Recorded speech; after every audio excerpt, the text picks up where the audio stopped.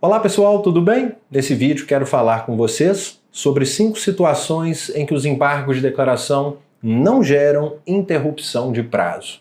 Primeiramente, lembrar que os EDs eles interrompem o prazo para interposição de recursos, não interrompendo o prazo para a apresentação de outras manifestações no processo, como a contestação, por exemplo. Veja, nesse sentido, o STJ entende que os EDs eles interrompem o prazo apenas para a interposição de recurso, não sendo possível conferir interpretação extensiva ao artigo 1026, a fim de estender o significado de recurso a quaisquer defesas apresentadas. Assim, por exemplo, se um réu, no mesmo ato, ele é citado para contestar e ele é intimado de uma tutela antecipada proferida contra ele, se ele opuser embargos de declaração contra essa interlocutória, ele interrompe o prazo para o agravo de instrumento, mas ele não interrompe o prazo para a apresentação de contestação. Tá claro? Uma segunda hipótese em que os embargos de declaração não geram a interrupção de prazo é quando eles são intempestivos. Vejam, o STJ também é pacífico no entendimento de que embargos de declaração intempestivos não interrompem o prazo para a interposição de outros recursos. Vamos para a terceira situação. O STJ também entende que não são ou não pode ser atribuído o efeito interruptivo ao recurso de embargo de declaração quando eles forem manifestamente incabíveis. Um ótimo exemplo de embargos de declaração manifestamente incabíveis é recurso de EDs opostos contra a decisão que inadmite recurso especial. Segundo o STJ, por serem manifestamente incabíveis, eles não interrompem o prazo para a interposição do agravo em recurso especial. Então, se o presidente ou vice-presidente do tribunal inadmite o seu RESP, você não pode opor embargos de declaração, sob pena de, assim o fazendo, em vez de interpor o agravo em recurso especial, ter os seus embargos considerados manifestamente incabíveis e não se reconhecendo assim efeito interruptivo aos seus embargos. E aí quando você for interpor o seu agravo em RESP, fatalmente o prazo já vai ter expirado. Primeira observação, o STJ entende que existe uma exceção, que é quando essa decisão que inadmite o RESP ela for tão genérica de forma a impossibilitar que o recorrente possa ali aferir os reais motivos pelos quais o seu recurso não foi admitido, o que inviabiliza ali totalmente o direito de interpor o agravo em recurso especial.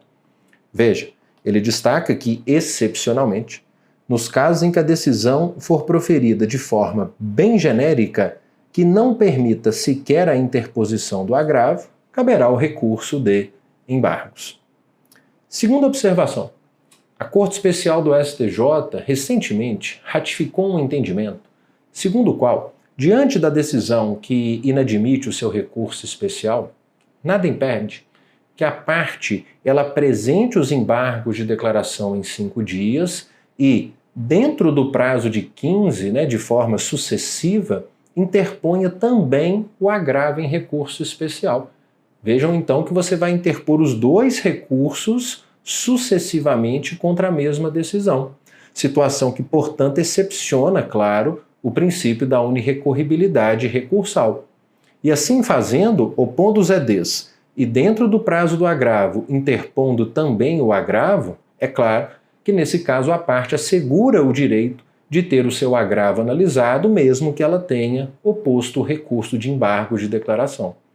Vejam, aqui nesse julgado, o STJ relata uma hipótese em que, seguidamente à oposição dos EDs, a recorrente também interpôs o agravo em RESP, claro que dentro dos 15 dias, razão pela qual deve ser reformado o acórdão para afastar a preclusão consumativa e determinar o retorno dos autos à segunda turma para prosseguir no julgamento do recurso.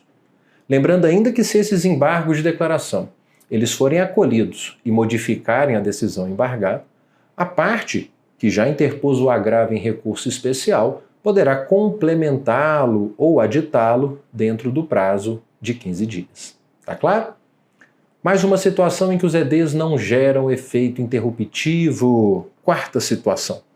Os EDs não interrompem o prazo recursal nos casos em que oferecidos com pedido de aplicação de efeitos infringentes, sem a indicação na peça de interposição de vício próprio de embargabilidade, omissão, contradição, obscuridade ou erro material.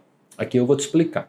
O que o STJ diz é o seguinte: às vezes, a parte ela opõe embargo de declaração contra uma decisão com pedido de efeito modificativo, também chamado de efeito infringente, mas a parte não indica na decisão embargada a existência de qualquer omissão, obscuridade, contradição ou erro material. O STJ entende que, nesse caso, o que ela quer tão somente é modificar a decisão e está fazendo, portanto, um pedido de reconsideração. Porque se ela não apresentou qualquer vício próprio de embargabilidade, embargando ela não está. E um eventual pedido de reconsideração, como sabemos, não interrompe prazo. Mas ele próprio pede para distinguir duas situações. Uma é essa, em que os EDs, na verdade, são recebidos como simples pedido de reconsideração e não interrompem o prazo.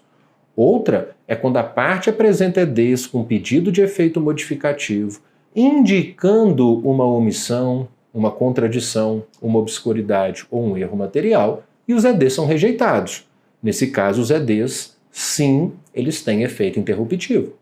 Até mostro aqui para vocês quando ele próprio diz ser importante diferenciar duas situações. Primeira, quando o recorrente interpõe EDs com efeitos infringentes sem apontar na sua peça de interposição um vício que pretende ver sanado, um vício próprio de embargabilidade, como ele mesmo chama, omissão, contradição, obscuridade ou erro. Outra situação é quando o recorrente interpõe o EDs com efeitos infringentes apontando na peça de interposição algum desses vícios, mas no julgamento dos EDs entende-se que eles não se encontravam presentes. Somente no primeiro caso é que os EDs, em verdade, possuem natureza de pedido de reconsideração e, por isso, não interrompem o prazo para a interposição de recursos. Tá claro? E, para finalizar, uma quinta hipótese em que os embargos de declaração não geram interrupção de prazo. Vem comigo. Extintos os embargos de declaração em virtude de desistência posteriormente manifestada, lembra o STJ que não é possível sustentar a interrupção do prazo para aquela parte que desistiu, tampouco a reabertura desse prazo a contar da intimação do ato homologatório. Logo, se a parte opõe embargos de declaração e posteriormente pede desistência, sim, essa desistência será homologada, só que, como os embargos vão por água abaixo, também vai por água abaixo o efeito interruptivo. A parte ela não pode, então, sustentar a interrupção do prazo por força de embargos de declaração em relação aos quais ela pediu desistência. Tá claro? 5 pontos na visão do STJ em que os embargos de declaração não interrompem prazo. Tá ok? Deixa aqui o seu comentário, deixa aqui a sua pergunta, a sua sugestão para um próximo vídeo, para a gente continuar aqui nessa sinalização aqui de contato, saber o que você tem pensado sobre os nossos encontros e a gente continuar aqui no estudo do processo. Até uma próxima. Tchau.